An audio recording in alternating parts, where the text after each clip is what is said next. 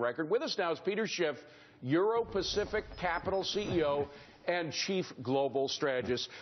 Peter, I want to get you a comment, first of all, on this breaking news from Der Spiegel that in fact, the ECB is coming to an agreement with the Germans over this new plan that national central banks will only be allowed to buy the sovereign debt of their respective countries. That way, if one of those countries goes under, Germany isn't left holding the bag, or at least paying a portion of it. What do you think of that plan? Well, I think it's better than just doing full-blown QE. I think this will limit the scope of the quantitative easing that the Europeans can do, and Europe will benefit from that because quantitative easing is the wrong medicine. It makes all the problems you're trying to solve worse. We're going to find that out the hard way when the Fed is forced to launch QE4. All right, let's talk about inflation now, because, of course, the Fed wants inflation, Europe wants inflation, the World Bank wants inflation. I've heard the arguments about deflation, why it's so bad for us, but are falling prices really that bad?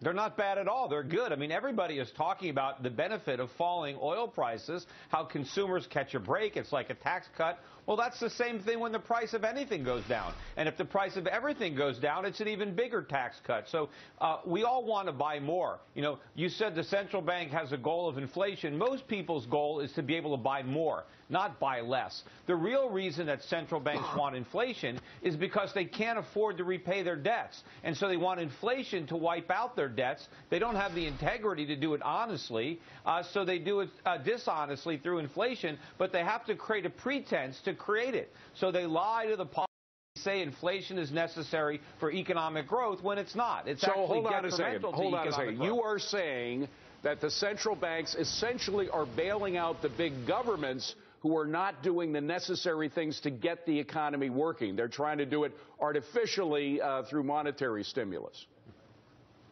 Absolutely. They're bailing out the banks, and they're hoping to prop up financial markets, right? The stock market wants inflation. The real estate market wants inflation. But economic growth does not need inflation. In fact, inflation is deterring economic growth. That's why the real U.S. economy is actually, going down as the markets are going up. All right, let's talk about another sort of disconnect that usually doesn't happen but is happening right now, gold, and that's a specialty of yours, of course.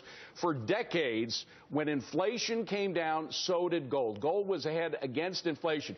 We now have inflation coming down, but gold going up. Why?